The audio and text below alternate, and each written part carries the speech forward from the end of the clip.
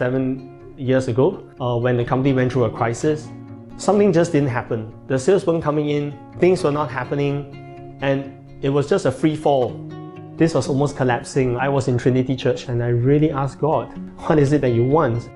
At that time, with all this free fall, there was an invitation from Rome for me to attend an interfaith meeting.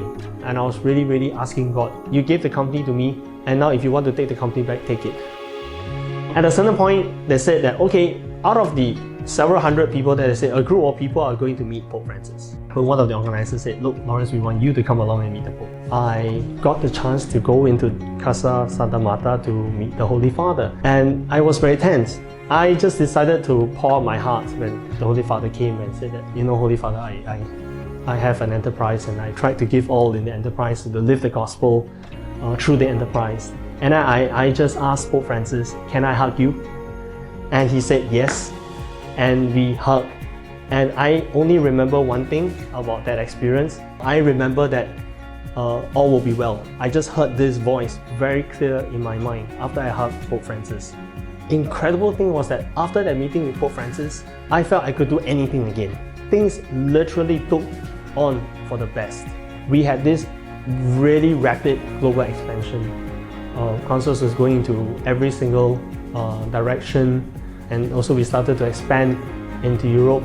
And I would say that it's really beautiful to see God's plan. I started to relax. I started to know that, look, now I understood that the business is totally in God's hands, and it's important to trust God. So it was also important for me to accept God's vision rather than my vision. Again, if you remember what I said earlier, very early on in my life, I wanted to be a priest. I think I'm going to be a great priest, but it's all me. I didn't really listen to God. I was trying to impose my vision. So even for the company, I was trying to impose the vision. I said, oh, this is the way we are living the gospel, this is the way, but actually it's not right, because He wanted a bigger vision, right? So the key was really to listen to Him and not to assume that you yourself has the right vision. Now that the company is at a wildly different stage, it's in 16 countries, we are doing projects, we're dealing with 4 or 5 languages. There is pressure, there's a lot of expectations, and a lot of people are looking at us. I do feel the stress at times. But what I find the comfort and the peace again is to go back to the fundamentals.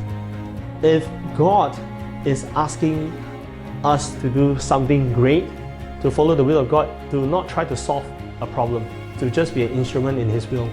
God will guide you, God will help you so that you can live up to your call. Then I need to have the joy and the freedom and the trust that He has figured out a way. And all I need to do is to be that faithful servant and to be open, to listen, to see the innovation that He's showing us.